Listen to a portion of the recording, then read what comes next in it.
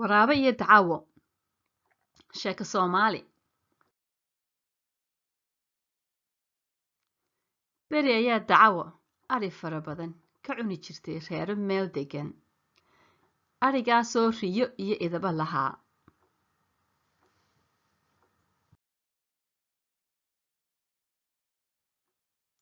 Maalin dambe ayaa dadkii meel isugu yimaadeen, waxaanay ka wada hadleen sidii ay Dacawada dhibta badan isaga dili lahaayeen. Waxay dadkii talo ku gaadheen in dabin loo dhigo Dacawada.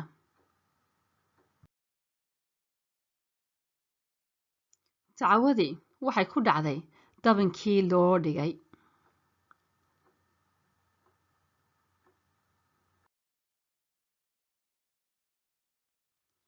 Dadkii waxay ku xidheen Dacawadii geed jirridiis si looga aarsado, oo waxa talo lagu gaadhay in dab lagu dhex rido.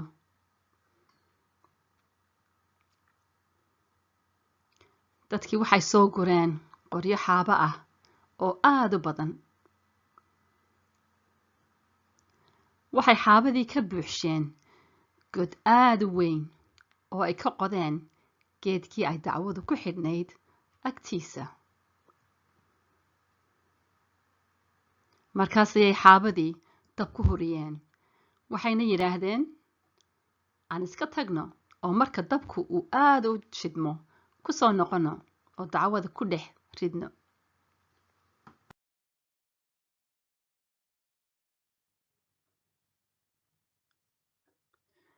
Waraabe aad u gaajaysan ayaa wuxuu maqlay cidii Dacwada.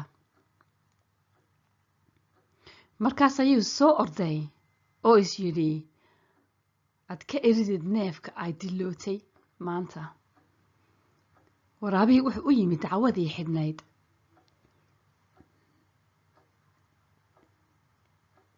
Intuu yaabay ayuu ku yidhi, naa Dacawo, yaa geedka kugu xidhxidhay? Waxa igu xidhay adeerkay. Oo muxuu kuu xidhay? Adeerkay aad buu ii jecel yahay.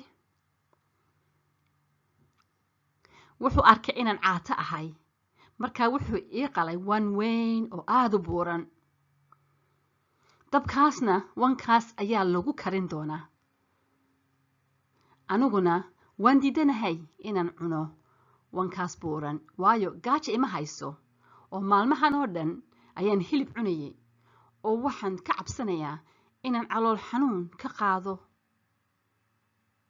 Markii aan damcay inaan ka tagana, intuu isoo qabtay ayuu geedkan igu xidhay. Markaan hilibkii cuni kari waayeyna wuu i dilay. Waraabihii ayaa intuu afka aad u kala qabtay, ilayn waa wax hilib iyo baruur jecele, yidhi, ihi, aniga ayaa xadhigga kaa furaya, ee aniga geedka igu xidh si aan anigu u cuno hilibkaas, adiguna uga nabad gasho.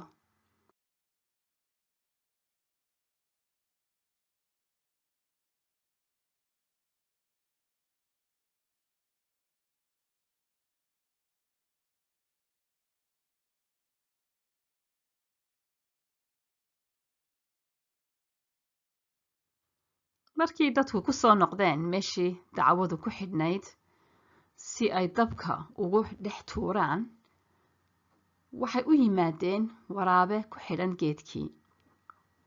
Dadkii ayaa intay yaabeen yidhi, war waraabe, meeday Dacawadii? Aniga ayaa xadhiggii ka furay oo way tagtay. Oo maxaad uga furtay?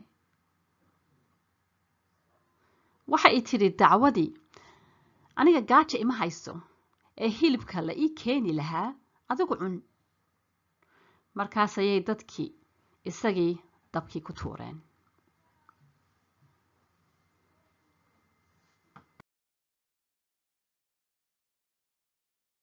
Sidaas ayaa waraabihii isku darsaday hunguri xumada iyo doqonnimada ku dhintay